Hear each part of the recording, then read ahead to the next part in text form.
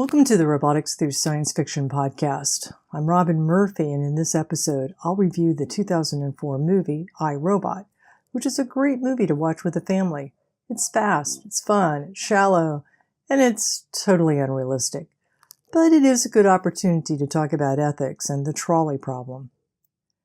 The I, Robot movie comes across like some hack did a quick scan of Asimov's classic collection of short stories and whipped up an entertaining, smart-mouth Will Smith movie spiced with blah, blah, blah, 3 laws inserted every now and then. And actually, I, Robot was an original screenplay with nothing to do with Asimov called Hardwired that the execs at Fox, yes, the studio who screwed up Firefly and Almost Human, go team, ordered it rewritten with an I, Robot veneer.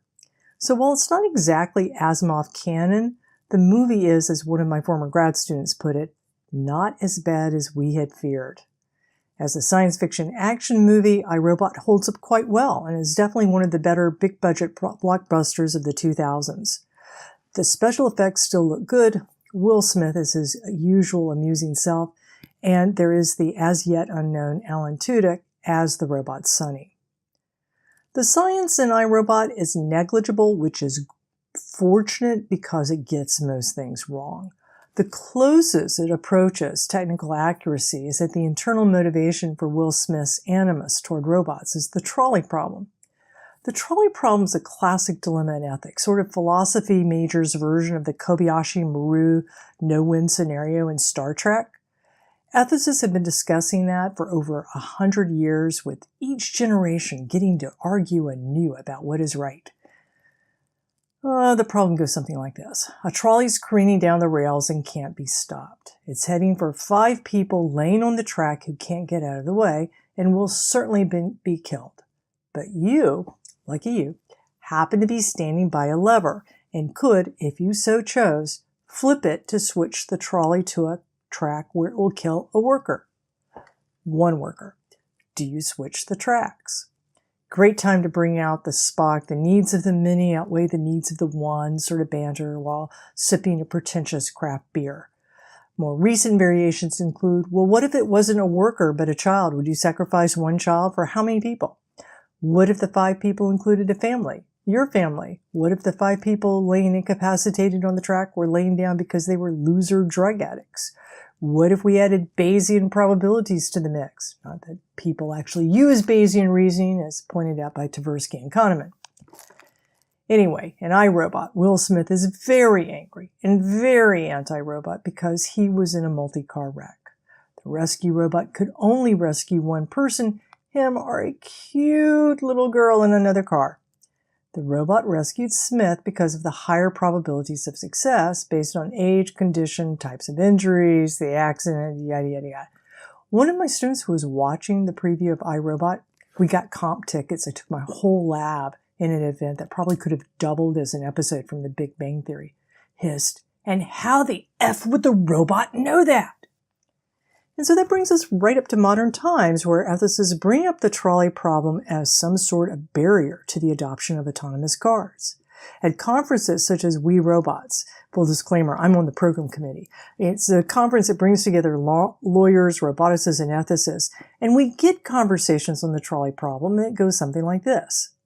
Ethicists: the trolley problem is a major barrier to fully autonomous cars. Roboticists: why is this a problem for autonomous cars? Ethicists: because lots of social science studies show people are uncomfortable with cars that might crash into their car instead of someone else's. Roboticists: people are uncomfortable with dying in general, and yet they get into cars every day and they put their kids in car seats the wrong way and they text and drive and do other crazy things. I, for example, get into cars with complete strangers that could kill or rape me with no consequence for Travis Kalanick. But Uber's so cheap and convenient that I don't care. Ethicist: people will care. You're an engineer. You don't understand people. Roboticist: okay, you realize that the robot car would not have any way of knowing that one car had 2 kids and a dog in it, and the other car had a Nobel Prize winner whose best years might be still ahead. Or at least not without violating privacy laws, assuming there was some way the system to know who is in each car. Ethicist. Assume people will waive the privacy law so that all cars talk to each other and know the occupants. Roboticist. Alrighty, we'll roll with that insane assumption about privacy violations.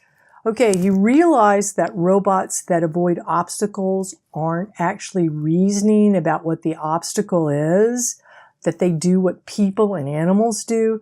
They react at the spinal cord oh crap level, not to hit whatever it is that's in the way. Ethicist. Well, robots should reason. Roboticist. Recognition and reasoning takes more compute time than is available. That's why people and animals react at the spinal cord level and why we roboticists started doing this in the late 1980s. Ethicist. Moore's law will do away with any concepts of latency. Roboticist. To self. Where is Gordon Moore when we need him? To the ethicist.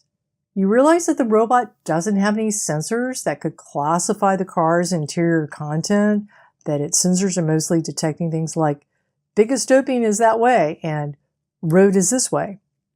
Ethicist. You're missing the point. It won't be long before robots can do this. Roboticist.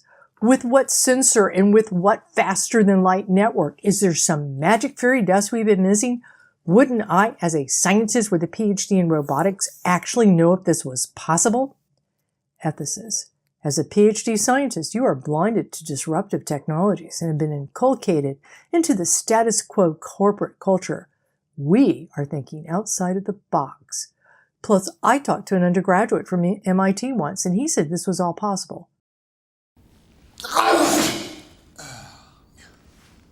I'm sorry, I'm allergic to bullshit. By the way, I actually had a philosophy professor justify one of their arguments with a line about the undergraduate from MIT.